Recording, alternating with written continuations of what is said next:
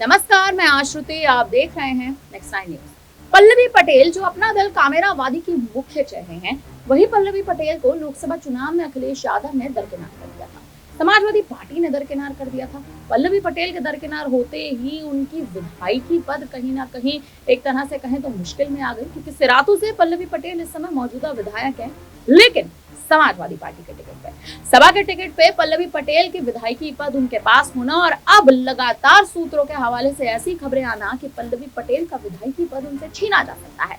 यानी अखिलेश यादव लोकसभा चुनाव जीतने के बाद पल्लवी पटेल पर कड़ा एक्शन ले सकते हैं और पल्लवी पटेल की विधायकी पद उनसे छीनते नजर आ सकते हैं। अगर पल्लवी पटेल का विधायकी पद उनसे छीनता नजर आया तो कार्यकर्ताओं की जो कहीं ना कहीं एक मंडली है वो पल्लवी पटेल का साथ साफ तौर पर छोड़ती नजर आएगी। और इसी बीच योगी आदित्यनाथ से पल्लवी पटेल की मुलाकात होना कहीं ना कहीं तमाम ऐसे मुद्दों को दर्शाता है कि पल्लवी पटेल अब भारतीय जनता पार्टी की शरण लेने में अपनी दिलचस्पी जता रही हैं।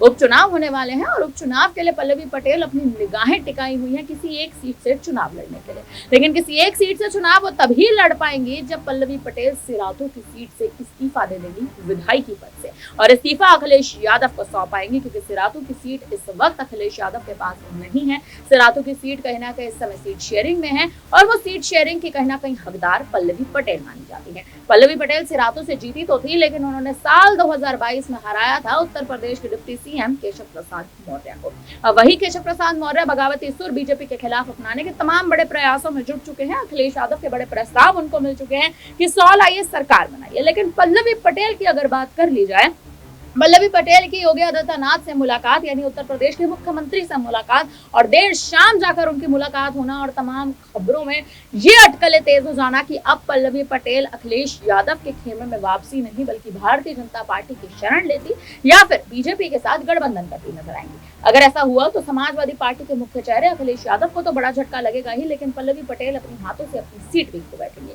लोकसभा चुनाव के समीकरण की बात कर ली जाए तो पल्लवी पटेल के अखिलेश यादव से दरकिनार होने के बाद असदुद्दीन ओवैसी का चुनाव चिन्ह पे पल्लवी पटेल लड़ना चाहती थी और दिलचस्पी भी जताई थी, लेकिन असदुद्दीन ओवैसी ने साफ तौर पर यह कह के इनकार कर दिया था कि उत्तर प्रदेश की राजनीति में उनकी कोई भी दिलचस्पी नहीं है।